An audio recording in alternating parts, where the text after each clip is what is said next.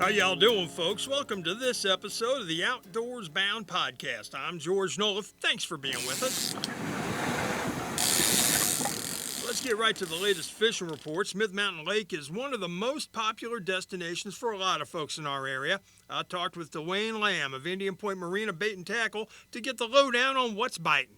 All the spawn's over with, crappie, bass, striper, it's all over with now. So as the season goes on, water warms up, all species will start moving deeper, and that's just normal summertime. We're getting ready to go into summertime patterns now. What are we talking about if we want to target, say, largemouth, smallmouth summertime? Yeah, they're in the 10, 15, maybe 18-foot range right now. Deeper diving crankbaits, starting to Texas rig, Carolina rig baits, soft plastics, creature baits, lizards, big worms. We're going into that time of the year, and normally dark colors work better in the summertime. Green pumpkin, June bug, watermelon. Keep your soft plastics dark. And stripers, still early morning bite live bait, and then tossing sticks for them after dark? Yeah, it's still going on. The night bite is on. A little smaller opportunity now from about midnight to about 2:30 is your best. Shad spawn still going on. But yes, daytime bite or early morning planer boards, float lines, live bait, and still some reports of breaking fish late evening, like 8:30 in the evening before dark. You may see some schools up on the surface, mainly lower lake. Anywhere from the state park down to the dam is the most consistent, but the creeks is going to start firing off any time now. And then, of course, summertime panfish and catfish. Oh yeah. Panfish, they're all over the banks. Catfish, a lot of reports of flatheads. The bass fishermen and the striper fishermen catching by accident. They're spread out all throughout the lake. Also wanted to take a deeper dive into summer striper fishing at SML. So I talked with striper boat captain Weston Hartman of Hartman Guide Services. Yeah, it's been pretty good. We're still definitely fishing right now. Schools haven't showed up, so we're not chasing fish yet, chasing these big schools, but the fishing's been pretty good. The fish are really spread out right now. You can catch fish all the way up in the river, and you can catch fish all the way down lake right now. Pretty much spreading these baits out, fishing, starting to fish pretty deep with your baits. These fish are starting to get a little bit deeper, and then here in a few weeks, they'll be getting schooled up. But it's been pretty good.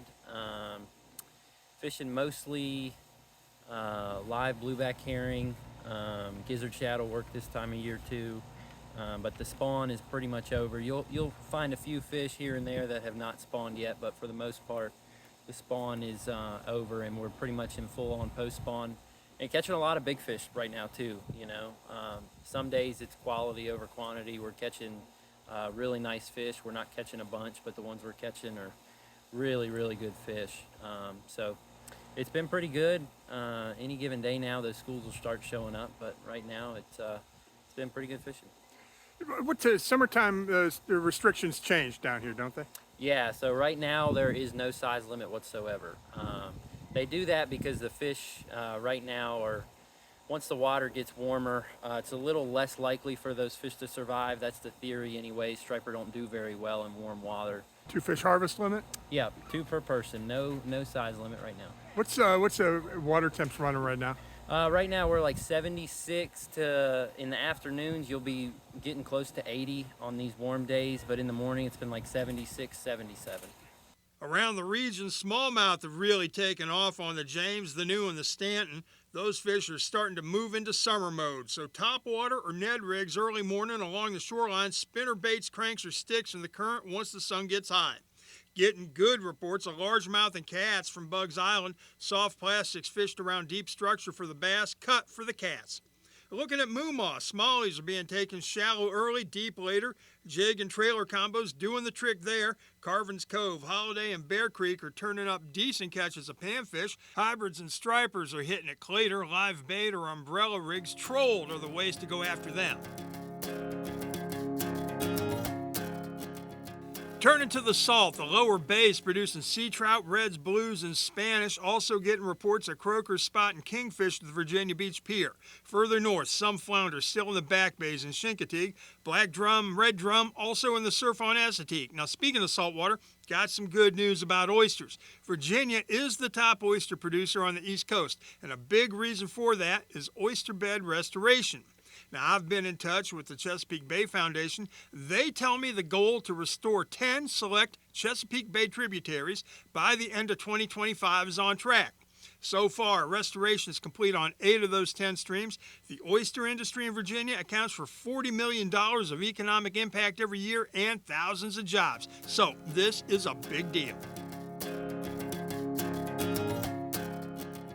A trip to the beach not in your vacation plans? Well, how about heading for the mountains? Have you ever heard of Natural Tunnel?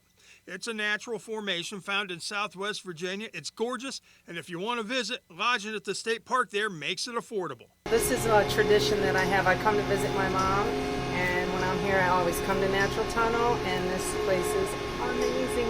When it comes to natural beauty, it may be one of Virginia's best kept secrets. I'm talking about Natural Tunnel State Park. Natural Tunnel is our main attraction. It's a naturally formed tunnel through the ridge here. When the railroad came through in the 1890s, they put the track through the tunnel, which was easier than trying to go around the ridge or over the ridge.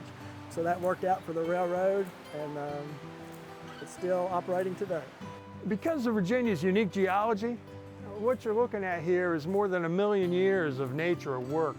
Groundwater has percolated up through this stone, and it's actually carved this tunnel. Stock Creek runs down through it right now. It's just amazing when you look at it. It is amazing, you know, it's something. I remember the first time I seen it, 1990, you know, I was blown away by the Natural Tunnel. And yeah, still today, you know, I remind myself, you know, what a great sight it is to see. You know, we get to see it every day.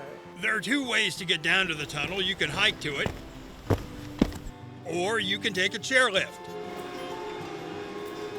Well, the chairlift is awesome. You gotta come. But it's more than just a spectacular view. When you actually get here, you learn that there's so much more to this park and so much more to do. Between our overnight amenities, our guided tours, our kayak trips, our cave trips, our canoe trips, there's something for every family to be able to do here and every person. It's incredible the opportunities that you get when you come to Natural Tunnel. We have 34 campsites, water and electric hookups at our campsites. This is a 50 caliber flintlock. It's a Virginia pattern. And then there is the history of the region. The Daniel Boone Wilderness Trail runs through the park. It's the trail people used to settle the area and to push west. And you feel the history as you walk through this area. You can be able to feel it and know it. But my fort at Blackmore has been attacked several times now. It's a good palisaded fort, overlooks the clinch. You can visit the interpretive center at the park, actually walk the places Daniel Boone walked, see the things he saw. Bob McConnell is one of the interpretive trail guides. He often portrays one of the early settlers in the region, Captain John Blackmore. McConnell says the story of the trail is the story of America. But you know, Scots, Irish, Palatine Germans, and others came down the trail on into Kentucky, and in the process, they blended their history, their heritage, their politics, their religion, their music, their crafts, and guess what? They became Americans in the process. Again, if you want to book lodging or camping at a Virginia State Park, do it as early as you can because those spots fill up quickly.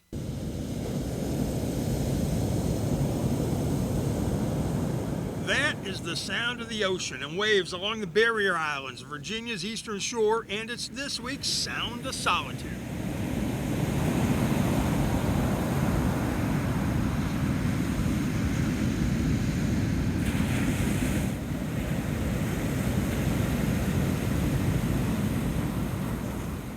Sounds beautiful, doesn't it, folks? And that's all we have time for this week. Thanks for being with us. Until next week, I'm George Noleff, WFXR News Outdoors Bound. Tight lines and good hunting, y'all. Build the mountains in your dreams. You lead the world so you can breathe. Whoa. You walk on fields inside your mind. You cross the oceans and the skies. Whoa. It's like you found a better way. Don't fight them all on what they say. Just turn around and walk away. But if you leave again, just take me there with you. But if you leave again, just take me there with you.